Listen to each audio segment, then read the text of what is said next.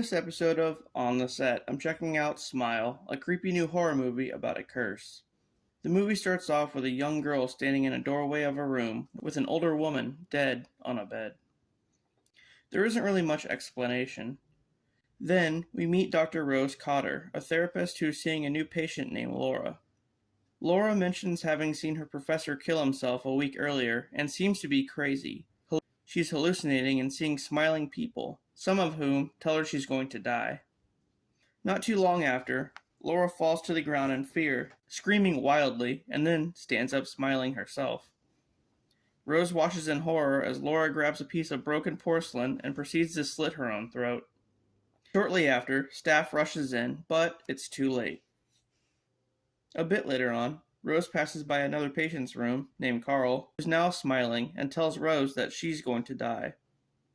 So she calls for help, only to realize that Carl's been sleeping the whole time. Her boss, Cal Penn, aka Kumar, pulls her into his office and gives her a week off due to mental distress. A day after this, the hallucinations only get worse. Rose starts seeing people who aren't actually there and hearing voices. Then, her nephew has a birthday party the following day, so she wraps up a present for him. She confides in her husband Trevor about the hallucinations, but he just thinks she's nuts. All of a sudden, they notice that their cat has gone missing. The next day at the birthday party, everything seems to be back to normal, until her nephew opens his present, which turns out to be the dead cat. Rose then sees someone at the party smiling, causing her to trip and fall into a glass table, and everyone panics. Following that, she goes to her former therapist's house for advice, who tells her that whatever's going on with her stems from an abusive upbringing and a mentally ill mother, who was the woman in the beginning. She overdosed and died in front of Rose when she was a kid. So Rose comes to the conclusion that she's been cursed by a supernatural entity of some kind, and realizes that there's a long line of people who have been cursed prior to her.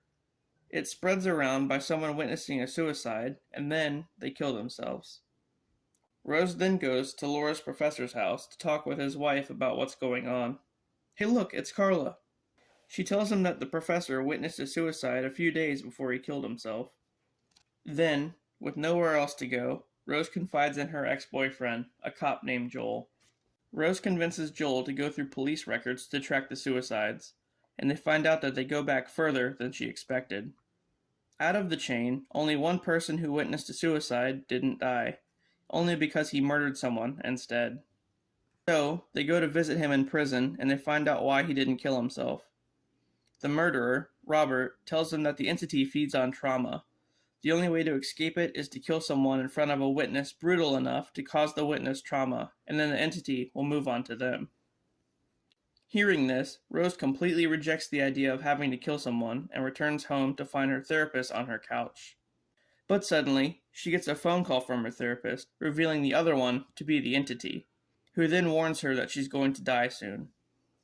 After that, she drives to the hospital, planning on murdering Carl in front of Kumar, passing the entity on to him. But when she gets there, she ends up just driving away with a new plan. Rose realizes that if she's in solitude, there's no witnesses to pass the entity to, so she goes to her derelict childhood home to be alone. Once there, she's confronted by her mother, who is obviously the entity. And we find out that as a child, Rose had the opportunity to save her mother, but chose not to out of fear, leaving her mother to die.